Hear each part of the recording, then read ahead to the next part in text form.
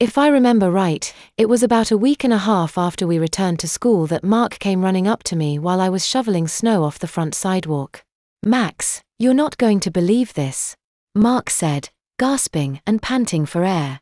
It was actually kind of cool. I mean, seeing him breathing so hard because his breath was creating puffs of frozen air that sort of just hung there in front of his face and then slowly vanished. "Dude, are you going to die?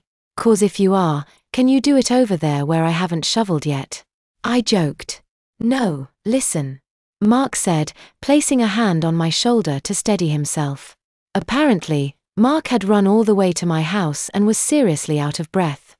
"I found out the name of that kid," he said between huffs. "What kid?" I asked. Mark tried to flick my ear but missed. "Hello. The one that played the Baby New Year," he said slowly. I'm so glad he didn't make contact with my ear because my ears were nearly frozen, and it probably would have shattered. "Oh man. I nearly forgot," I said, punching him in the arm for nearly flicking my ear. "And stop hitting me or I'll put icicles in your diaper." He hit me in the arm back. "Stop hitting and listen," he said, sounding serious, and backed up so that I couldn't hit him back. "Okay, what's his name?" I asked, leaning on the snow shovel as I pulled off my stocking cap to wipe the sweat from my brow. "Mike Rabor," Mark said, and then added, "I talked to him for a while after practice while we waited for our parents to come pick us up. He's really cool, and get this, they just moved right before Christmas." "Where to?" I asked. "They live like 3 blocks over, on Pepperan Court," Mark said in such a way that made it sound like he'd just revealed a national secret or something even more sacred. I started to say something else, but Mark stepped toward me again and spoke before I could say anything. "Max, you are going to flip out when I tell you that he's having a huge birthday party, and he invited everyone at the dojo to come." "Really? So are you going?" I asked. "Dude, we're both going," he said, as though I'd missed out on part of the conversation. "What do you mean?" "I'm not in your judo class," I said. "No, I asked him if it was cool for me to bring a friend, and he said, the more the better, so you get to come too." "When?" I asked, now sounding like Mark. "1 week from this Friday," Mark answered. "So, you in? Do you wear diapers?" I said, purposefully loud, which earned me another punch, but with my winter coat on, I couldn't hardly feel it. As you might understand, going to a birthday party for someone you don't know is kind of like going on a blind date. Not that I've ever been on a blind date. Anyway, my first priority was to get a gift for a boy I didn't know anything about. In the end, I decided that you can't go wrong with money, and my dad even helped me to get a Visa gift card that comes in a cool little box. I only had $26 and some change saved up, so I had to get a loan from the bank of Dad. I thought a gift card of only $26 would be pretty lame, so I got enough from Dad to get a $50 gift card. Yeah, a present could have cost me a lot less, but I honestly couldn't think of a single thing to buy for him. My next problem was what to wear. I settled for nice blue jeans, a crisp white button-up shirt, and I polished up my good shoes. Oh, and I also put on some bling. My brother let me wear his gold choker, which, on me, was more like a dangling chain. My brother helped me put it on, and he just had to make a comment about how scrawny he thought I was. "Do you really think I'm scrawny?" I asked, self-consciously. To which my brother popped me upside the head and told me not to be dumb. I guess that was his way of saying that I wasn't scrawny. I also have this awesome watch that I got for Christmas. It's gold and silver colored with a cool light brown band. What I like most about it is, the face glows in the dark so you can see what time it is at night. My brother can be pretty cool sometimes. Like, besides loaning me his gold choker, he also followed me into the bathroom and helped me to get my hair looking good. Some say girls spend a lot of time on their hair, but my brother would give them a run for their money. He got the front of my hair to stand up using some hair gel, and believe it or not, I even let him trim around my ears a little. Mark's mom gave us a ride over to Mike's house, which turned out to be the old Swanton place. If you scare easily, then you might want to skip this next part. About 3.5 years ago, our small town was rocked by a triple murder. No kidding, it was in all the papers and on every local TV and radio station for weeks. Over the years, there have been countless rumors about what happened, but the truth is, Mr. Swanton who used to own the Handermart, caught his wife in bed with another man. In a fit of anger, Mr. Swanton killed not only his wife and her lover, but he also killed their 2 teenage daughters and their dog before killing himself. Don't ask me why he killed his kids and that collie, because no one will ever know why he did that. I'm sure you are wondering how I know the truth. My dad is a lawyer.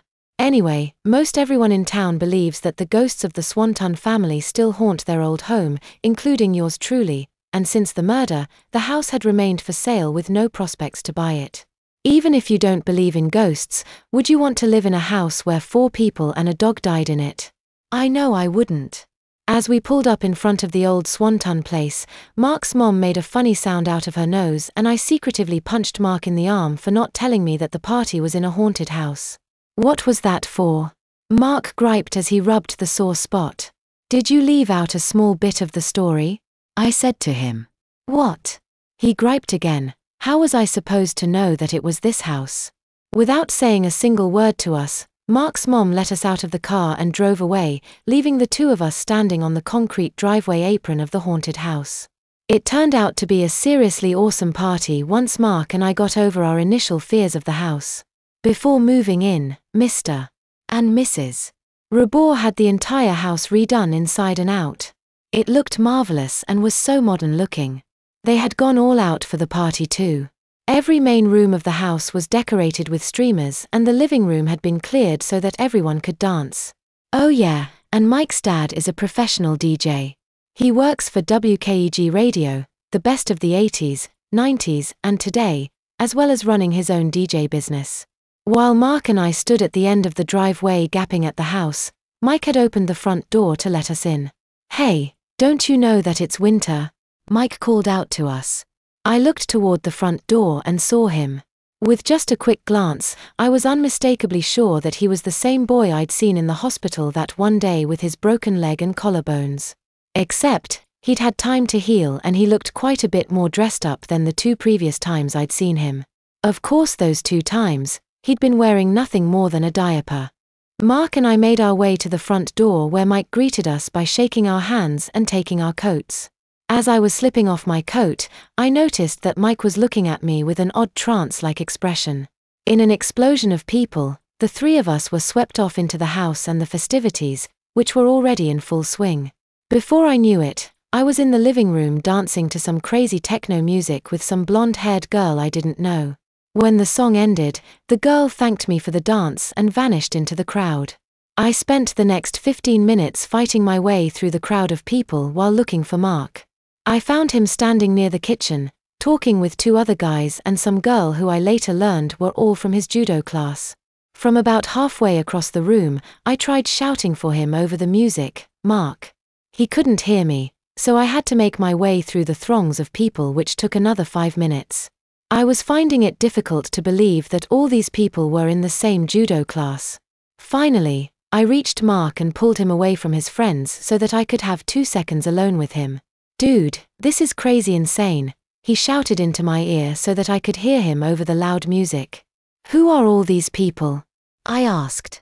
He smiled, shrugged and put it simply, who cares?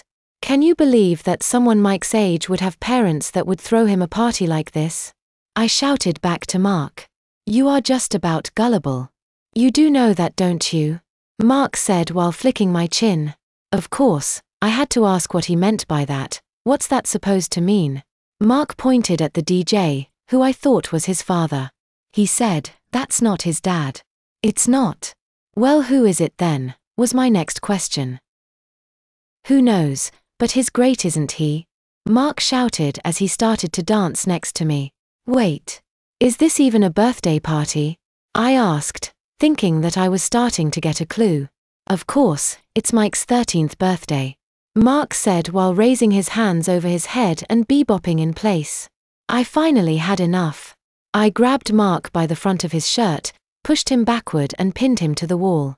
What the heck, Max? Mark said, but I didn't actually hear him, I just read his lips. Stop screwing with me, Mark. Out with it, or so help me. I shouted right next to his ear so that there was no chance he couldn't hear me. Take it easy, Max. You're acting like there's something illegal going on here. Mark said, It's just a party. Don't you wish you could have thrown a party like this when you turned 13? Are his parents even here? I asked. Come on, Max. Get real, he said, and before I could say anything else, some girl in what looked like an old-fashioned bathing suit pulled him away to dance. That was when someone bumped into me and spilled red punch all down the front of my white shirt. I don't even think they knew they had done it, because when I looked up, no one seemed to be paying any attention to me at all. I fought my way back to where I thought the bathroom would be. I'm not sure what I was going to do once I got there. I knew that my shirt was ruined, but still, I had to try to rinse it out some. There was only one door that I wasn't able to look into, so I had to assume that it was the bathroom. However, it appeared to be occupied. I stood there and waited 5 minutes, then 10, then 15, and still, whoever was in there hadn't come out. Finally, I knocked on the door, but even down the hallway, the music was too loud to hear if someone said something on the other side of the door. I tried putting my ear against the door and knocking again, but still, I heard nothing from inside, so I tried the knob and it opened. However, right at that moment, about 10 or more guys came plowing down the hallway. For a panic-filled second, I thought they were after me, but they blew past me, knocking me into the bathroom. When I got back to my feet, I quickly closed and locked the door. When I turned around, I saw Mike sitting on the edge of the bathtub and he was crying. Seconds seemed like minutes as I stood there with one hand on the doorknob I just locked and the other cupped over my gaping mouth. I couldn't believe what I was seeing. Mike was sitting on the edge of the bathtub wearing a dazzling metallic orange button-up shirt and khaki pants. He really looked good except for the painfully obvious wet streak that ran down the inside length of his left pant leg, all the way to his brown loafer.